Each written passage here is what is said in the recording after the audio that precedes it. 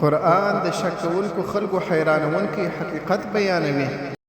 ناپوهه خلکو به ویل ولی الله زموږ سره مستقیمې خبرې نه کوي، یا ولی موږ ته کومه نښه نه راځي.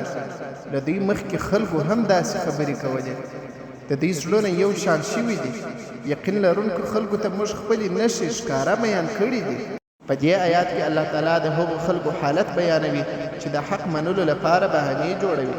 کافرانو او مشرکانو به ویل که الله رښتیا وي نو مستقیم دې زموږ سره خبرې وکړي، یا دې داسې معجزه راولي چې موږ یې وغواړو. الله تعالی فرمایي پخوانیو قومونو هم دا غوښتنې کولې. ستونزه د دلیل کمښت نه و، بلکې د دوی د زړونو سختوالی او د ایمان نشتوالی و. الله تعالی لا د مخه ډېرې نښې، معجزې او واضح دلیلونه ښکاره کړي دي، خو یوازې هغه خلک ترې ګټه اخلي چې د حق یقین ولري. یعنی کله چې انسان د حق منلو نیت ونه لري نو که هره معجزه هم وویني بیا هم به پلمه پیدا کوي. ګران ورونو او خویندو، نن به د سورة البقره د دې آیات یو ډېر ښکلي او ژور پیغام درته واورو. الله تعالی فرمایي وقال الذين لا يعلمون لولا يكلمنا الله او تأتنا آیه. یعنی ناپوهه خلکو به ویل ولی الله موږ سره خبرې نه کوي، یا ولی موږ ته کومه لویه نښه نه راځي. ګرانو مسلمانانو، دا خلکو حق نه غوښتي بلکې بهانې یې جوړولې.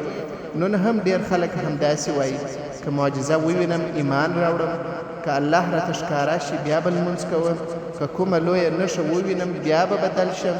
خو حقیقت دا دی چې د الله نښې هر ځای موجود دي.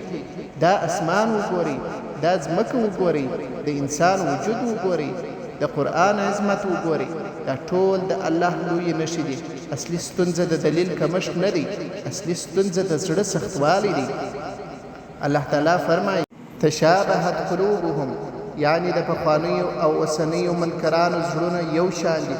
کله چې زړه د غرور، ګناه او تکبر څخه ډک شي نو انسان حق نه ویني.